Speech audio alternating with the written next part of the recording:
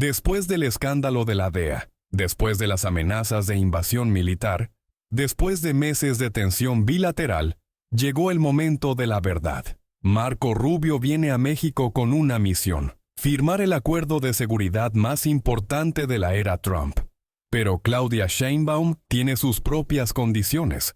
Para entender la magnitud de este encuentro histórico que podría redefinir las relaciones México-Estados Unidos, necesitamos retroceder a los meses de crisis que precedieron a este momento decisivo anunciado apenas hace 16 horas. Era lunes 25 de agosto de 2025, y en el Salón de Tesorería de Palacio Nacional, Claudia Sheinbaum se preparaba para hacer el anuncio que cambiaría el curso de la diplomacia norteamericana. Llevaba en sus manos no solo la agenda del día, sino el peso de meses de tensiones, crisis y malentendidos que habían llevado a México y Estados Unidos al borde de una ruptura diplomática sin precedentes. Los antecedentes eran devastadores. En enero de 2025, Trump había regresado a la Casa Blanca con una agenda aún más agresiva hacia México que en su primer mandato. Las amenazas de aranceles del 25% se habían vuelto rutinarias. Las designaciones de carteles como organizaciones terroristas habían escalado peligrosamente. Y lo más grave de todo, reportes confirmados de que Trump había firmado una orden secreta autorizando acciones militares contra grupos criminales en territorio mexicano. El punto más bajo había llegado en agosto, cuando la DEA había fabricado completamente el Proyecto Portero, mintiendo al mundo sobre un supuesto acuerdo bilateral que jamás existió. Claudia había demolido esa operación de desinformación en tiempo récord, pero las heridas estaban abiertas y la confianza completamente quebrada. En este contexto explosivo, Marco Rubio había asumido como secretario de Estado con una misión aparentemente imposible: reconstruir una relación bilateral que parecía destinada al colapso. El senador cubano-americano, conocido por su línea dura en política exterior, tenía la reputación de ser uno de los halcones más agresivos del establishment republicano. Sus declaraciones sobre América Latina durante años habían sido consistentemente intervencionistas, y muchos en México lo veían como una amenaza existencial para la soberanía nacional. Pero algo había comenzado a cambiar en las últimas semanas.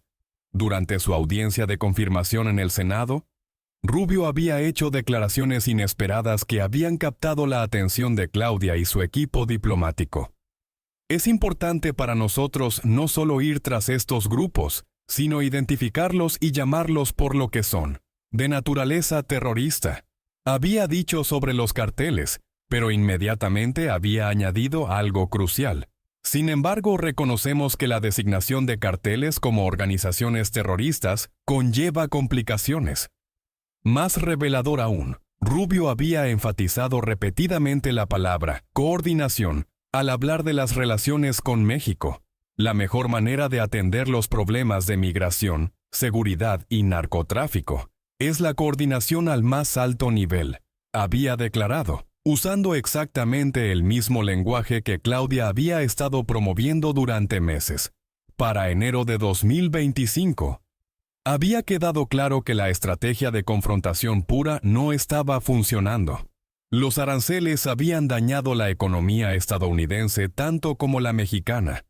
Las amenazas de invasión militar habían unificado a toda la clase política mexicana contra Estados Unidos, y el escándalo de la DEA había convertido a Washington en el hazmerreír internacional. Fue entonces cuando comenzaron las comunicaciones secretas entre equipos de ambos países, a través de canales diplomáticos tradicionales, pero también mediante contactos informales. México y Estados Unidos empezaron a explorar si era posible un reseteo completo de la relación bilateral. El punto de inflexión llegó cuando Claudia tomó una decisión estratégica que sorprendió a propios y extraños.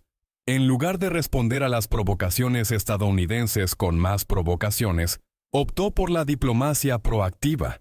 Desplegó 10.000 elementos de la Guardia Nacional a la frontera, no como capitulación, sino como demostración de que México era capaz de asumir sus responsabilidades sin necesidad de presión externa. Simultáneamente, intensificó las operaciones contra los carteles, pero bajo términos completamente mexicanos. Los resultados fueron espectaculares. 178 toneladas de narcóticos confiscadas, incluyendo 3 millones de pastillas de fentanilo, 1.150 laboratorios clandestinos desmantelados y una reducción del 25% en la tasa de homicidios durante los primeros meses de su administración.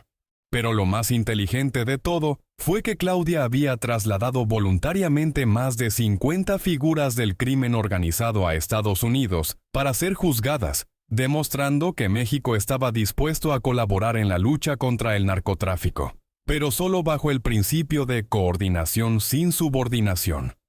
Esta estrategia había comenzado a surtir efecto. En Washington, analistas serios empezaban a reconocer que la administración Sheinbaum había logrado en meses lo que décadas de presión estadounidense no habían conseguido: resultados reales en seguridad, pero manteniendo la dignidad nacional mexicana. Marco Rubio, político pragmático a pesar de su retórica dura, había comenzado a reconocer esta realidad. En conversaciones privadas con el equipo de Trump, había argumentado que México bajo Claudia Sheinbaum representaba una oportunidad única, un gobierno fuerte, con legitimidad popular, capaz de entregar resultados, pero que necesitaba ser tratado con respeto, no con amenazas. La propuesta de Rubio era revolucionaria para los estándares trumpistas: abandonar la diplomacia de la humillación y adoptar una estrategia de socios fuertes. No significaba ceder en los objetivos estadounidenses sobre seguridad, migración y comercio, sino cambiar radicalmente los métodos para conseguirlos.